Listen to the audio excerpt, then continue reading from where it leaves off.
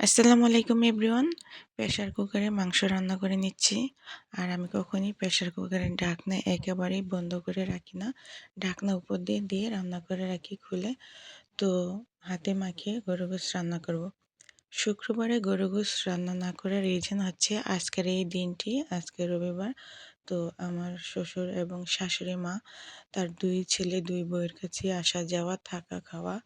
তো আজকে আমার শ্বশুর এবং শাশুড়ি মা আমার কাছে খাবে। তাই আজকে রান্না করেছি, শুক্রবার রান্না না করে। কারণ সবাই মিলে খাওয়ার আনন্দই আলাদা। আর যেহেতু শ্বশুর শাশুড়িকে নিয়ে খাবো, একটু ভালো খেলে মনটাও ভালো লাগে। আর যখন আমার শ্বশুর এবং শাশুড়ি আমার ছোট দেবরের কাছে থাকে, খাওয়া দাওয়া করে, তখন আমার তেমন রান্নাও করা হয় না। একমাত্র শ্বশুর শাশুড়ি উছিলেও রান্নাটাও করা হয়, খাওয়াও হয়। বেশিরভাগটা আমি অলসতামি করি। ভাজি, ভুনা, ডাল, মাছ ভুনা দিয়ে চলে যায়। মানে তরি তরকারি কাটা বাছার ভয়ে রান্নাটাও করা হয় না। তো এই যে প্রেসার কুকারের একদম দম বন্ধ না করে এভাবে হালকাভাবে ঢাকনাটা দিয়ে রেখে রান্না করা খুবই ভালো। এতে করে বারবার নাড়াচাড়া করা যায়। তা আমি ঢাকনাটা বন্ধ করে দিয়েছি, আবার খুলে দিব। আপনাদের দেখানোর জন্য ঢাকনা বন্ধ করেছি।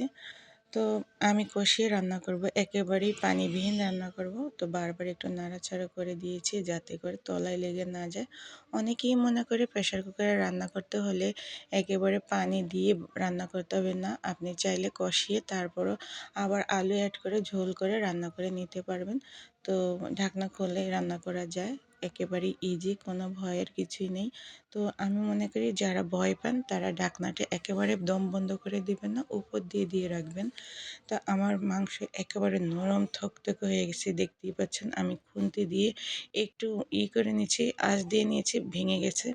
আমার শাশুড়ি মা গরুর গোশত একটু নরম হলে খেতে পারে, তাই প্রেসার কুকারে রান্না করেছি। Thank you so much.